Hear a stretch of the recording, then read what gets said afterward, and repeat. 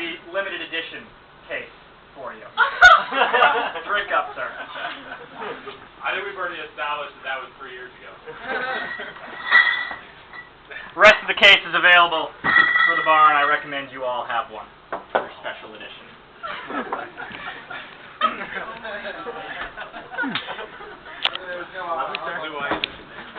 Mongo, you know what to do.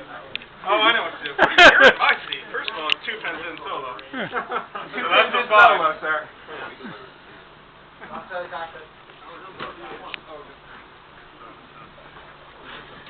You guys might want to share this. Yeah. You hopping in behind me there, bud?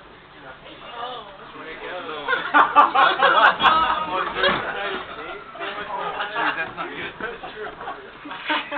Alright, you guys get to tell your stories. My favorite story for Lieutenant Lewis that kind of describes my entire time through contacts of him just riding the stick like nobody's business was he would in his words assist you with your early on landings, which really meant he had the entire controls the whole way through, which led to rotating one day at home field after a touch and go and leaning off to the right and having him in the back seat go, "Where are you going?"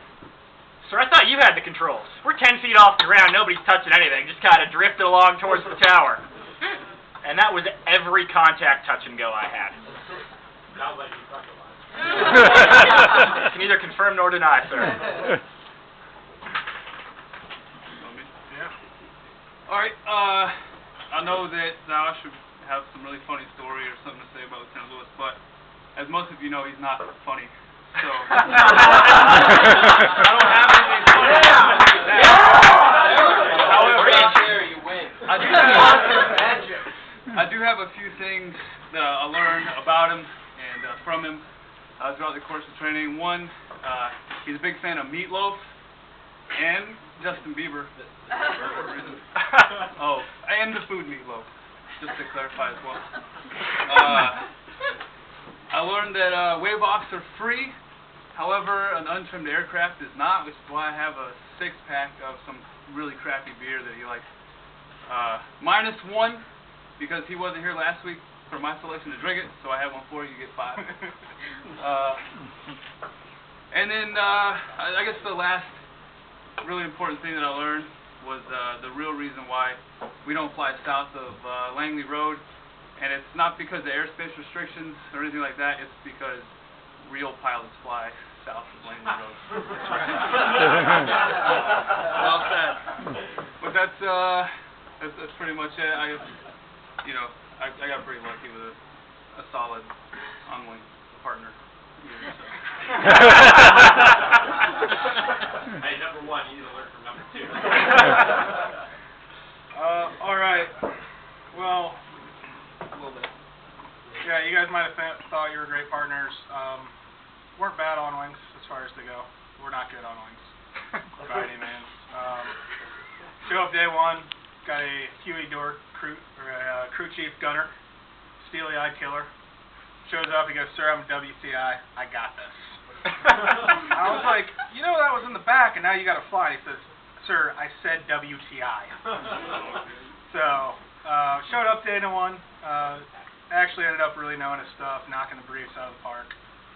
Unfortunately, I don't have too much funny to say about him, other than the fact I never once got him to smile. So maybe I'm not funny. Never joked around, always serious, but other than that, awesome on-wing to have, no problems there. And now for the stories. Spaz, I don't actually know what his real name is. He's going to be one of the first people to leave primary with a call sign. Shows up day 1, a giant ball of jitters, has no idea what's going on, or he thinks he knows what's going on, has no idea. So I thought about this last night and today, and I cannot figure out which story to tell. Whether it's the story where I climbed up into the MOA, and he wanted to know if we had control binding because it was a not standard climb, and he told me he was supposed to report any non-standard climbs immediately to the FDO. So that's where Spaz started. I thought about telling the story of where he went over the, coming out of the Delta line, that little bump in the hub right there. Wanted to know if we had nose wheel shimmy and we should shut down on the spot. So I decided not to tell that story either. There was the the story where ATC told him to turn 10 degrees left, and he wanted to know what to do. I said he should turn 10 degrees left. He said, "Sir, in my experience, that's a very unprofessional radio call, and they need to give me a headache." That was his first flight. So I decided not to go with any of these stories. And instead, we ended up taking him on cross country. Oh, God. Heading up on cross country. We're going to Columbus, Ohio. Great city. I'm talking about possibly going and catching a football game. I said, "Spaz, what are you going to do?" And he goes, "Sir, I don't want to spend a bunch of money." I said, "Why not?" And he goes, "Sir, I just got an awesome tattoo and I blew all my money on it." I said, "What is the tattoo?" And he goes, "Spaz, what tattoo did you get?" He goes, "Oh, tattoo." Turns out he spent all of his money on a Star Wars tattoo. Yeah. Then proceeds to try to recite the code of the Sith to me. So if you would, could you please recite this so we can see how it went in the aircraft? Peace is alive. Stop talking! Stop talking! Please do not tell me this! And that was our entire transit from Tennessee to Ohio. Except this time he actually stopped. So, that's my story about Spaz. And with that, let's cut some ties. Your day isn't done, sir.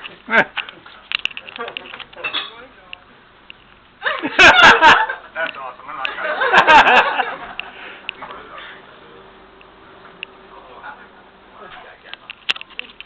There you go. Congratulations. Can you make yourself cut it, sir? Thank you,